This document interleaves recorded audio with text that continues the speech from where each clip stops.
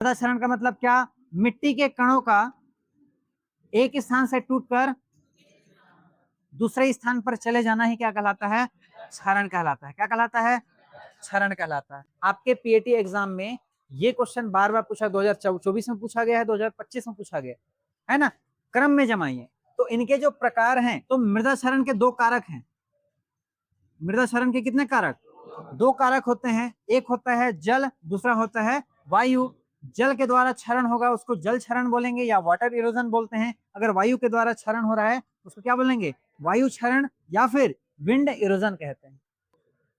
तो वायु जो क्षरण होता है उनके तीन प्रकार होते हैं। कितने प्रकार होते हैं?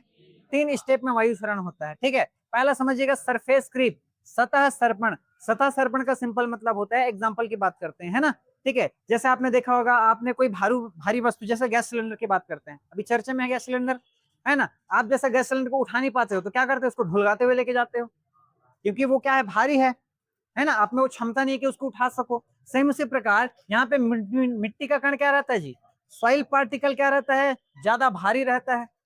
तो जो हवा की गति है उसको उठा नहीं पाता है। अब उठा नहीं पाता तो क्या करता है? इसको लुढ़काते हुए ढुलकाते हुए क्या करता है?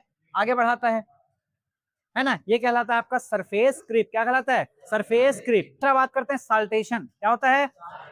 आप में थोड़ी हिम्मत आ गई, वही गैस सिलेंडर वाली बात कर रहे हैं, आप में थोड़ी हिम्मत आ गई, क्या करिए? उसको उठाए, उठाने के बाद थोड़ी देर चलते हो, फिर उसको रखते हो, फिर उठाते हो, फिर आगे चलते हो, है ना जी। सेम उसी प्रकार जो हवा है वो क्या करता है? मृदा कण को, है ना, एक तो उठा लेगा, क्योंकि यहाँ पे सॉइल पार्टिकल क्या रहेंगे? थोड़े छोटे रहेंगे, है ना। पार्टिकल साइज क्या रहेगा? छोटा रहेगा। उसको उठाएगा, फिर क्या करेगा? इसको पटकेगा, है ना। फिर उठाएगा, फिर इसको क्या करेगा? पटकेगा। तो उछल उछल के क्या होता है? इसका कण आगे की ओर बढ़ता है।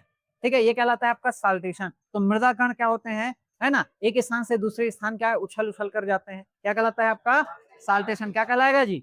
साल्टेशन। और तीसरा होता है सस्पेंशन। तीसरा क्या होता है ना, आपके साइड से वो बड़ा हाईवे गाड़ी गया है जी, जगह जाता है तो पूरा धुआं धुआं हो जाता है ना। इतना बढ़िया तैयार होके जा रहा है तो पूरा, है ना, एक परत चढ़ जाती है। तो आपके ऊपर में जो परत चढ़ती है वो क्या है? हाँ, फेस पाउडर। अरे फेस पाउडर नहीं है भाई, क्या है वो? धूल है। धूल मतलब क्या? मिट्टी के कण होते हैं। तो मिट्टी के कण इतने बारीक होते हैं कि हवा में क्या होता है? वो उड़ जाता है। ठीक, तो ये कहलाता है क्या? सस्पेंशन। यहाँ पे मृदा कण क्या होते हैं? बहुत ही बारीक होते हैं, और ये क्या करते हैं?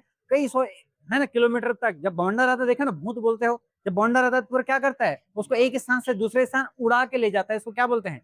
सस्पेंशन। क्या बोलते हैं जी? तो तीन चरण में क्या होता है? हवा क्षरण क्या होता है? वायु द्वारा क्षरण होता है। वो तीन चरण में क्या होते हैं? समाप्त होता है। पहला कौन सा? Surface creep. दूसरा क्या है? साल्टेशन। तीसरा क्या है? सस्पेंशन। याद रहेगा? याद रखिए।